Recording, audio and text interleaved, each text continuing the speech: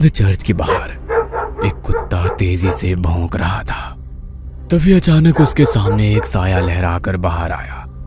उस साये को देखकर कुत्ते की आवाज उसके गले में ही बंद होकर रह गई। वो साया उसके आसपास लहरा रहा था। अचानक हवा में उस साये के साथ उड़ता हुआ वो कुत्ता उस चर्च के भीतर दाखिल हो गया।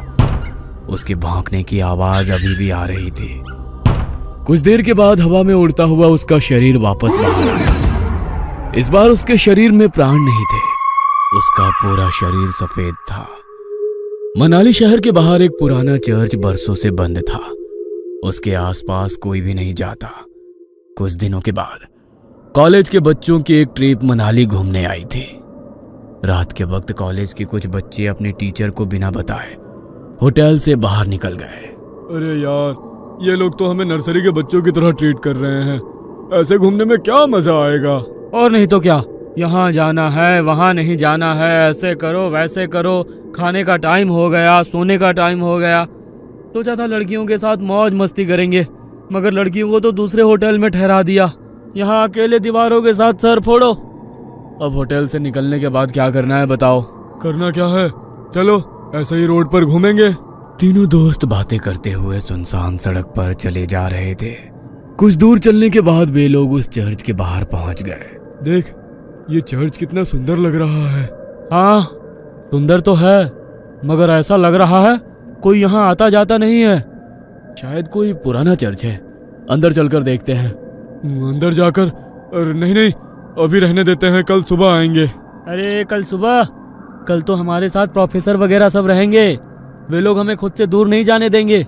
अभी चलते हैं ना, रात या दिन क्या फर्क पड़ता है। हाँ, वैसे भी हम लोगों के पास मोबाइल में टॉर्च तो है। बोरिंग सी ट्रिप में थोड़ा सा एडवेंचर हो जाएगा। मनदीप का मन नहीं था, मगर रोशन और जतिन के कहने पर वो उन लोगों के साथ उस चर्च के भीतर दाखिल हो गया। चर्च के अंदर जगह जगह जाले लगे हुए थे।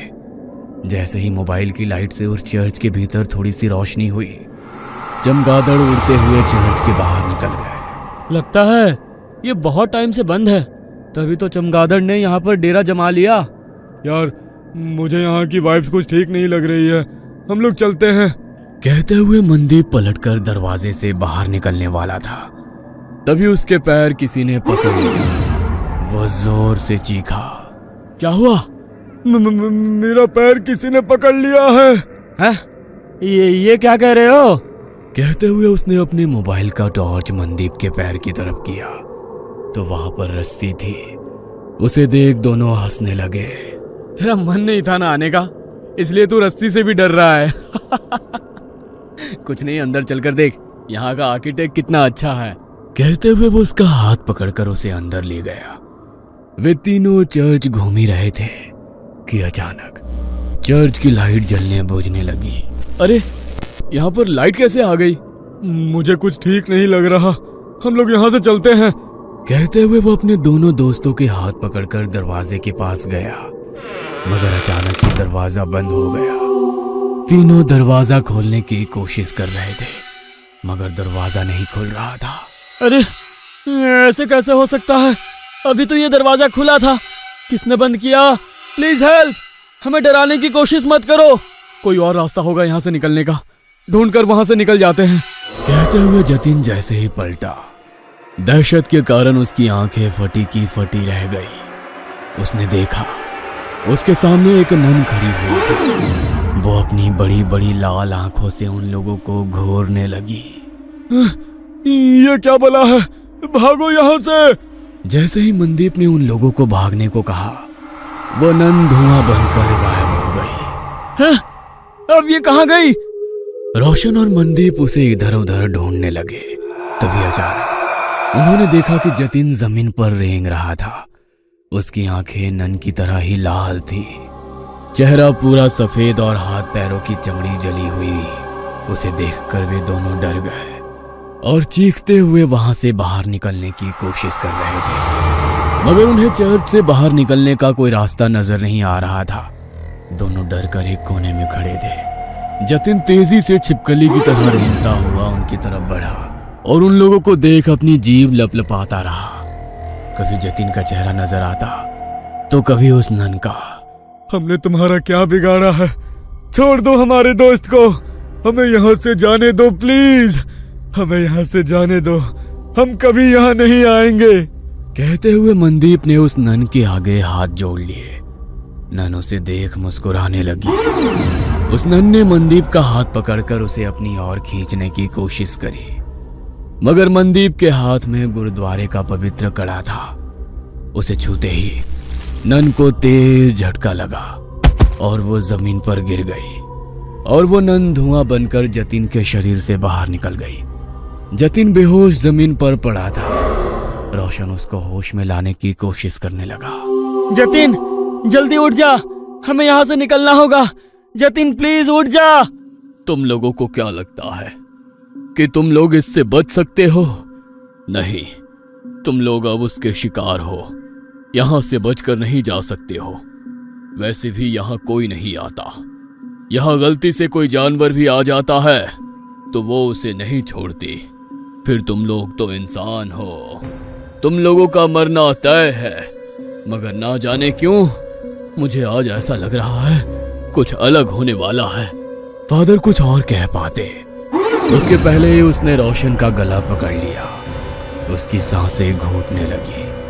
वो कातर नजरों से मनदीप की तरफ देखकर चिल्लाकर बोला, मनदीप चले जाओ यहाँ से, भागो। तुम्हारे पास गुरुद्वारे की पवित्र शक्ति है, ये तुम्हें कुछ नहीं कर सकती है। भाग जाओ। मैं तुमको छोड़कर कहीं नहीं जाऊंगा। मैं कह रहा हूँ ना, तुम चले जाओ यहाँ से, चले जाओ। रोशन बार बार उसे जाने के लिए कह रहा था, मगर नन की पकड़ उसके गले पर तेज हो गई। उसके नाखूनों से उसके गले में गड्ढा हो गया। गले से बहते हुए खून को वो नन जीभ लंबी कर कर चाटने लगी। रोशन छटपटा रहा था। मनदीप को समझ में नहीं आ रहा था कि वो क्या करे। एक और वो नन तो दूसरी तरफ उसके दोस्त। तभी उसके दिमाग में एक विचार आया। उसने अपने हाथ का कड़ा निकाला और एक हाथ में कड़ा और दूसरे हाथ में कृपाण ले वो जोर से बोला, वाहेगुरु जी का खालसा, वाहेगुरु जी की फतेह। जो बोले सो निहाल, सत श्री अकाल। मनदीप ने वो कड़ा नन के हाथों में डाला और सीने में कृपाण डाली। वो नन छटपटाने लगी। उसने रोशन की गर्दन छोड़ दी। हवा में लहरा रहा रोशन जमीन पर गिर गया। उस नन के सीने से काला गाढ़ा सा अजीब पदार्थ बह रहा था। जतिन अभी तक बेहोश था। मनदीप को मदद चाहिए थी, मगर उसके पास मदद के लिए कोई नहीं था। उसकी नजर यीशु की मूर्ति पर पड़ी। हे यीशु, मुझे तेरी प्रार्थना नहीं आती है, मगर तेरे घर में शैतान तेरे बंदों पर कैसे हावी हो सकता है? हमारी मदद करो। कहते हुए उसकी आंखों में आंसू आ गए। तभी एक चमत्कार हुआ और बरसों से बंद वो चर्च अचानक से रोशन हो गया। फादर ने दो नन को बुलाया। नन ने घायल रोशन और जतिन का इलाज शुरू किया। फिर फादर ने जैसे ही उस घायल नन की ओर देखा, होली वाटर डाल उसकी मुक्ति की प्रेयर करने लगे। देखते ही देखते वो नन की आत्मा यीशु की मूर्ति में समाहित हो गई। आज तुम्हारे साहस और सूझबूझ से बरसों से भटकती उस नन की आत्मा को मुक्ति मिल गई। God bless you my child. तुम्हारे दोस्त अब ठीक हैं। कल सुबह तक उन लोगों को कुछ भी याद नहीं रहेगा। अब तुम लोग यहाँ से चले जाओ और आज की घटना का जिक्र किसी से भी मत करना। फादर के कहने पर मनदीप अपने दोस्तों के साथ होटल वापस आ गया। अगले दिन वे लोग जब मनाली घूमने के लिए निकले तो उसके दोस्त सब कुछ भूल चुके थे, मगर मनदीप उस खौफनाक रात को उम्र भर नहीं भूल सकता था।